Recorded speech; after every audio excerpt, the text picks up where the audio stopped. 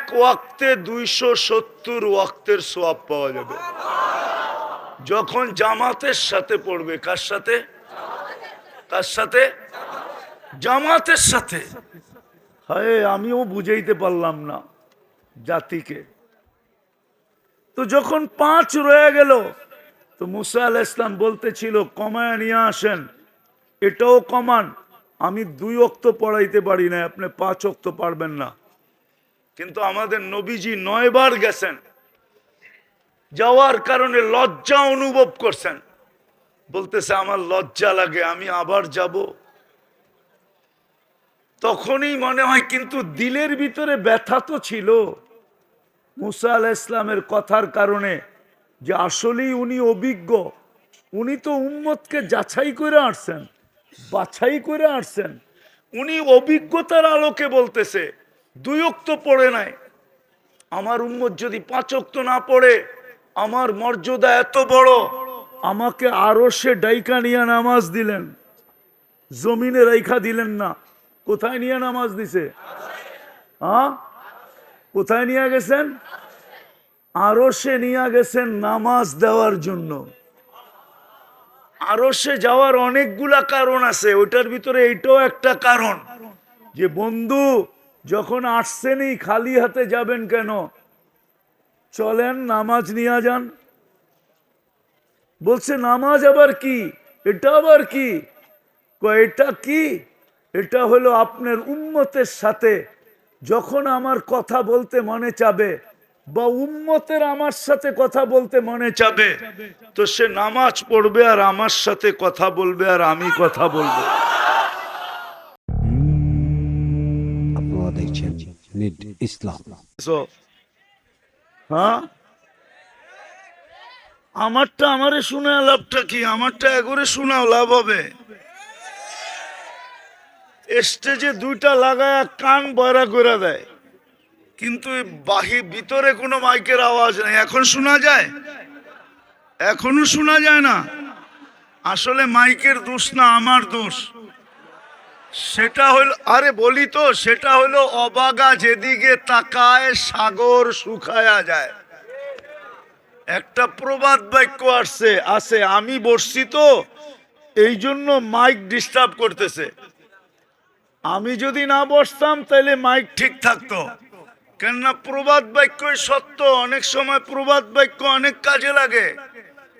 একটুখানি ভুলের তরে অনেক বিপদ ঘটে। ভুল কিন্তু ছোট একটা, বিপদ অনেক বড় হয়। এরকমই প্রবাদ বাক্য, অবাগা যেদিকে তাকায় সাগর শুকায়া যায়। তা আমি অবাগা বসছি তো এই জন্য মাইকের আওয়াজ এরকম হইতেছে। তো যেটা বুঝাইতেছিলাম, আল্লাহ করুক বুঝে আসুক। এতগুলা মাউথ না দিয়ে একটা যদি দিতা তুমি কানের, সবগুলা যথেষ্ট হইতো।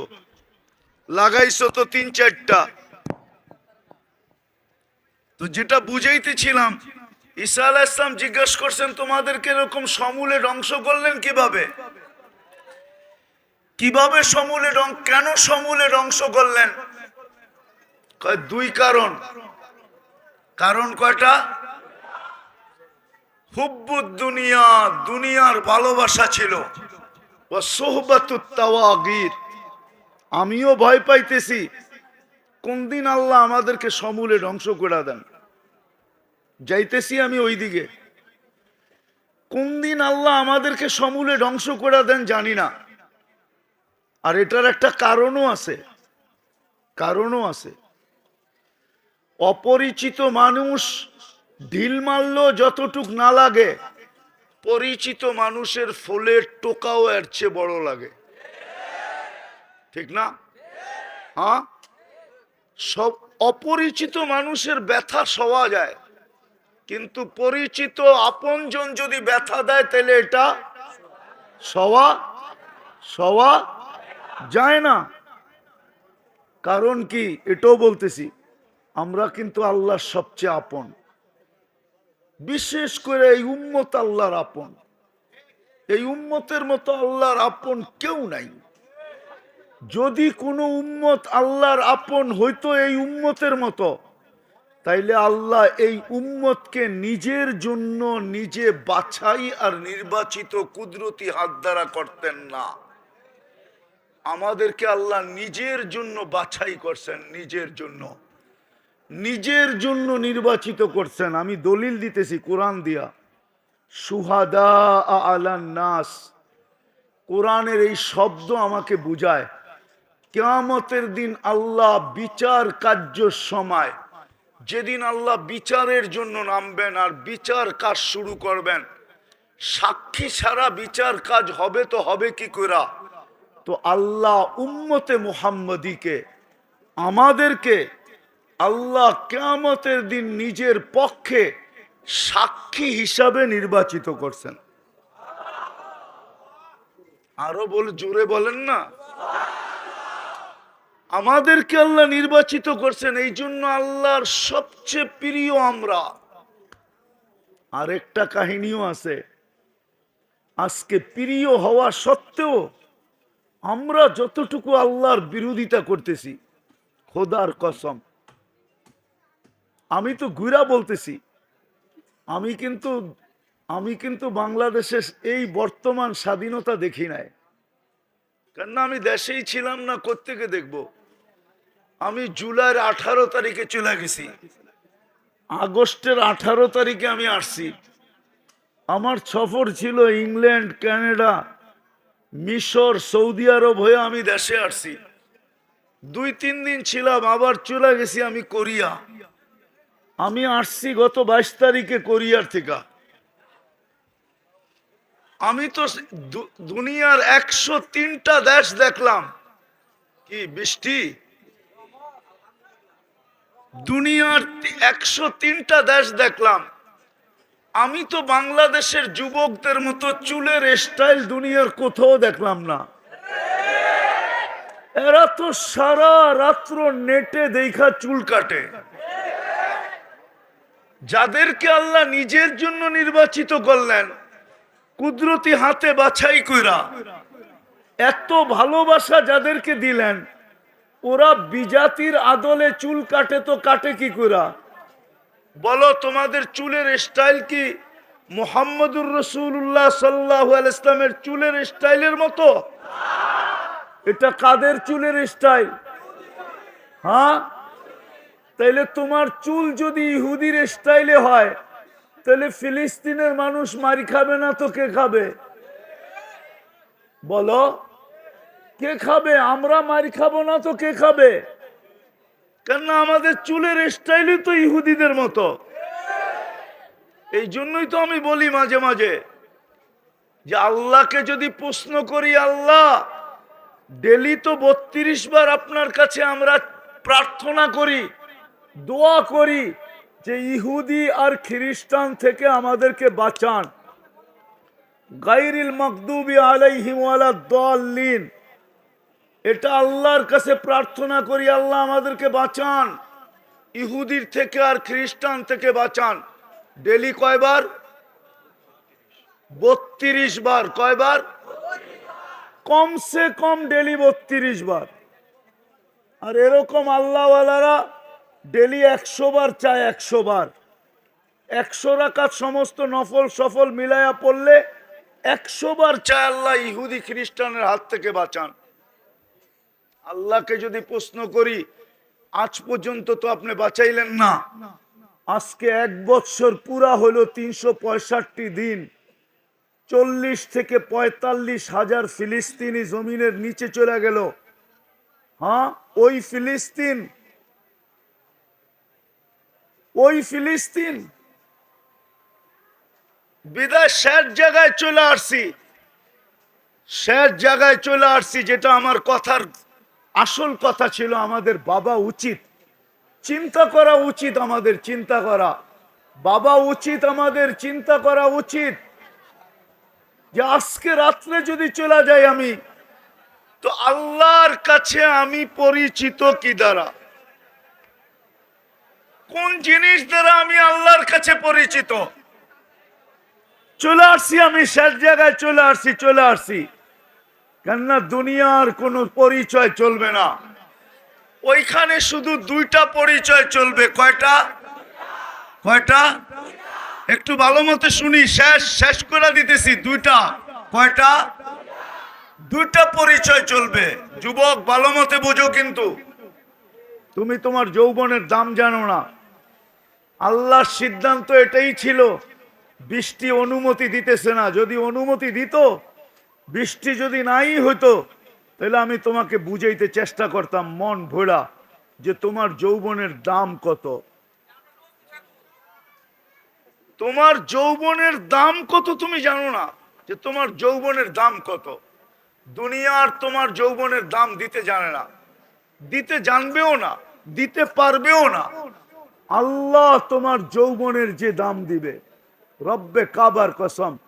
আমি তো বইলা বেড়াই সারা বাংলাদেশে, যুবক সেজদায় যাইতে দেরি, আল্লাহ ফেরেশতাদেরকে ডাইকা দেখাইতে দেরি করে না। আল্লাহ বলে উনদুরিলা হাদা শাব, এই যুবকের দিকে তাকাতো কি করে? আল্লাহ জানে কি করতেছে, কিন্তু জিজ্ঞেস করে দেখতো কি করে? তো ফেরেশতারা বলে জাআলা আজলাহু ওয়া মাজালাহু লিআজলি, সব কিছু বিসর্জন দিয়া নিজেকে গুটায়া আইনা আপনার কুদরতি পায়ে রেখা দিছে। আল্লাহর সাথে সাথে ঘোষণা দেয় হাদা আবদি হাক্কা, এ আমার পারফেক্ট বান্দা। দ্বিতীয়, ইন্নি উবাহি বিহিল মালাইকা, আমি ফেরেশতাদের উপরে এই যুবককে নিয়ে গৌরব করি। কে গৌরব করে? কাদের উপরে? বাবু তোমার মর্যাদা কত বড়, যখন সুবহান বলা চিৎকার দেয় না, সুবহান তসবিহ যখন পড়ে সুবহান বলা, সুবহান বলা যখন চিৎকার দেয় সুবহান বলা, তো আল্লাহ উপর থেকে আওয়াজ দেয় সাব্বাহতানি সাব্বাহতুক। আমার মনে হয় এটা সত্য, হুজুর মানবে কি মানবে না জানি না, কিন্তু একটা কাহিনী দিয়ে, আমি ওকে চিনি। আমাদের এক নব মুসলিম ছিল, ইংলিশ সাদা চামড়ার, তো নব মুসলমান, এ যখন জামাতে বাহির হয়েছে, আমি ওকে চিনি। তো ওকে যখন মাগরিবে বয়ান দিত, তো সেজদা করতো অনেক লম্বা, রুকু করতো অনেক লম্বা, ওর 2 রাকাত পড়তে পড়তে 10-15 মিনিট লেগে যেত। তো মাগরিবের পরে মানুষ 2-4-10 মিনিট অপেক্ষা করে চলে যেত। তো একদিন আমির সাহেব ধরছে, ভাই মানুষ তোর বয়ান শুনতে আসে, আজ থেকে অনেক দিন আগের কথা, 15-20 বছরের আগের কথা, মানুষ তোর বয়ান শুনতে আসে, তুই যে লম্বা নামাজ পড়িস, মানুষ তো সব চলে যায়, তুই একটু নামাজটা ছোট করতে পারিস না? তো ইংরেজ বলতেছিল, আমির সাহেব তোমরা তো পুরান মুসলমান, তোমাদের রিপ্লাইটা খুব তাড়াতাড়ি আসে। রিপ্লাই বোঝেন? রুকু কবুল হইলো, সেজদা কবুল হইলো, রিপ্লাইটা খুব তাড়াতাড়ি আসে। আমি তো নতুন মুসলমান, আমার রিপ্লাইটা আসতে অনেক সময় লাগে, আর যতক্ষণ পর্যন্ত রিপ্লাই না আসে উপর থেকে, আমি রুকুর থেকে উঠি না, সেজদার থেকে উঠি না। বিদা আমার বিশ্বাস হয় এই কথা, যদিও কেউ আঙ্গুল উঠাবে যে এটা কিতাবের কোথায় আছে, আমি কিতাবে পাইছি দেখেই বলতেছি। যুবক যখন সেজদায় সুবহানা বলে, সুবহান রব্বিয়াল আলা, তো আল্লাহ বলে সাব্বাহতানি সাব্বাহতুক। যুবক তুই আমাকে পবিত্র বললি, আর তুই অপবিত্র থাকবি, এটা হইতেই পারে না, আমিও তোকে গুনাহ মাফ করা পবিত্র করে দিলাম। আর যখন আলা বলে, আলা মহান, তা আল্লাহ বলে আলাইতানি ফা আলাইতুক, তুই আমাকে মহান বললি, আর তুই মহান হবি না, এটা হইতেই পারে না, যা আমি তোকে মহান করে দিলাম। মহান কেমন মহান? আরেকটা হাদিস দিয়া বুঝাই কেমন মহান। এই 5 ওয়াক্ত নামাজি যুবক যখন রাস্তা, দিনদার যুবক যখন রাস্তা দিয়া চলবে, তো আল্লাহ চিৎকার দিয়া বলে, চিৎকার দিয়া, লাউলা শাবাবা খুশা। আমি তো আজও বাংলাদেশে বলি, কিছু মানুষের কারণেই দুনিয়াটা ঠিক আছে। নাইলে যেই মুসলমান যাদেরকে আল্লাহ ডাকে ডেলি, যেই উম্মতের ডাকার দায়িত্ব আল্লাহ নিলেন, হুজুর সামনে বসা আছে বলুক কোন উম্মতকে ডাকার দায়িত্ব আল্লাহ নেন নাই। নামাজ ছিল বটে, কিন্তু ডাকার দায়িত্ব ছিল না। ডাকার দায়িত্ব ছিল না। আমাদেরকে ডাকার দায়িত্ব আল্লাহ নিছেন। এটারও মনে হয় একটা কারণ আছে। নামাজ যখন 50 ওয়াক্ত দিলেন, মুসা আলাইহিস সালামের সাথে সাক্ষাৎ হইল, বলল 50 ওয়াক্ত আপনার উম্মত পড়তে পারবে না, কমায়া নিয়ে আসেন। তো আমাদের নবীজি 9 বার গেছেন। কয়বার? 5 5 9 বারে 45 কমায়া ফেলছেন। রয়ে গেছে কত? আবার আল্লাহ বইলেও দিছেন, বন্ধু পরিশ্রম কমাইলাম কিন্তু সওয়াব কমামু না। বেতন, আরে বেতন পড়বে, পরিশ্রম কমায়া দিলাম, 5 ওয়াক্ত পড়বে, কিন্তু সওয়াব কয় ওয়াক্ত? কত? সত্য তো? একমত না? এটাও ভুল, আসলে এটা ভুল। 50 না, আরো বেশি। এটা তো একা পড়লে 50, যখন জামাতে পড়বে আরো 27 গুণ বেশি, 270 ওয়াক্তের সওয়াব পাওয়া যাবে।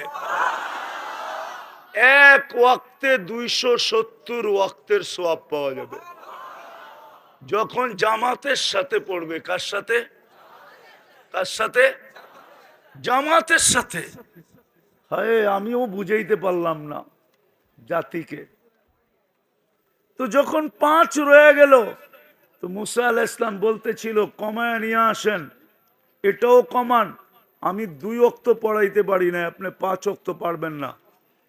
কিন্তু আমাদের নবীজি 9 বার গেছেন, যাওয়ার কারণে লজ্জা অনুভব করছেন। বলতেছে আমার লজ্জা লাগে, আমি আবার যাব। তখনই মনে হয়, কিন্তু দিলের ভিতরে ব্যথা তো ছিল মুসা আলাইহিস সালামের কথার কারণে, যে আসলেই উনি অভিজ্ঞ। উনি তো উম্মতকে যাচাই করে আসছেন, বাছাই করে আসছেন। উনি অভিজ্ঞতার আলোকে বলতেছে 2 ওয়াক্ত পড়ে নাই। আমার উম্মত যদি 5 ওয়াক্ত না পড়ে, আমার মর্যাদা এত বড়, আমাকে আরশে ডাইকা নিয়ে নামাজ দিলেন, জমিনে রাইখা দিলেন না। কোথায় নিয়ে নামাজ দিছে? হ্যাঁ, কোথায় নিয়ে গেছেন? আরশে নিয়ে গেছেন নামাজ দেওয়ার জন্য। আরশে যাওয়ার অনেকগুলা কারণ আছে, ওইটার ভিতরে এইটাও একটা কারণ, যে বন্ধু যখন আসছেনই খালি হাতে যাবেন কেন? চলেন নামাজ নিয়ে যান। বলছে নামাজ আবার কি? এটা আবার কি? এটা কি? এটা হলো আপনার উম্মতের সাথে যখন আমার কথা বলতে মনে চাবে, বা উম্মতের আমার সাথে কথা বলতে মনে চাবে, তো সে নামাজ পড়বে আর আমার সাথে কথা বলবে, আর আমি কথা বলবো। আপনি তো কথা বইলা গেলেন, উম্মতেরও তো মনে চাবে শোনার পরে যে নবীজি তো আল্লাহর সাথে কথা বইলা আসলো। কাবা কাউসাইনি আও আদনা সুম্মা দানা ফাতাদাল্লা ফাআওহা ইলা আবদিহি মা আওহা। যখন আপনার উম্মত শুনবে আপনি আমার সাথে পাশে বসে কথা বইলা গেলেন, তো আপনার উম্মতেরও তো মনে চাবে, হায় আমরা যদি আল্লাহর সাথে কথা বলতে পারতাম। তো লয়া যান নামাজ না, আমার সাথে কথা বলা। এই জন্য বুখারীতে আছে মুসাল্লি ইউনাজি রব্বা, নামাজি আল্লাহর সাথে কথা বলে। আলী রাদিয়াল্লাহু তাআলা আনহু বলছে, মান ইউরিদু আন ইয়াতাকাল্লাম মা আল্লাহ, যে চায় আল্লাহর সাথে কথা বলতে, ফালিউসাল্লি, সে যেন নামাজ পড়ে। আরেকটা প্রশ্ন রয়ে গেল, আচ্ছা নবীজি তো কথা বলছে আরশে উঠা, আমরা তো জমিনে বসে কথা বলবো, দূরত্ব তো অনেক হবে, ঠিক না? না অনেক হবে না? অনেক না? তা আল্লাহ এটাও সমাধান দিয়া দিছেন, না বন্ধু নিয়া যান। আস-সাজিদু ইয়াসজুদু আলা কাদামাইর রহমান, যখন সেজদায় যাবে তো কোনো দূরত্ব থাকবে না, আমার কুদরতি পায়ে মাথা রেখা দিবে। বলছে যদি পর্দা থাকে, পর্দা তো এক হাদিসে এটাও আছে, যখন বান্দা সেজদায় যায়, ইদা সাজাদাল আবদ, বান্দা যখন সেজদায় যায় তো আল্লাহ ফেরেশতাদেরকে ডাইকা বলে মালাইকাতি ইরফাইল হিজাব, ও ফেরেশতারা পর্দা সরা, ইরফাইল হিজাব বাইনি ওয়া বাইনা আবদি ওয়া আবদাতি, আমার বান্দা বান্দির মধ্যখানের পর্দা সরা। ফেরেশতারা জিজ্ঞেস করে কেন সরাবো? তা আল্লাহ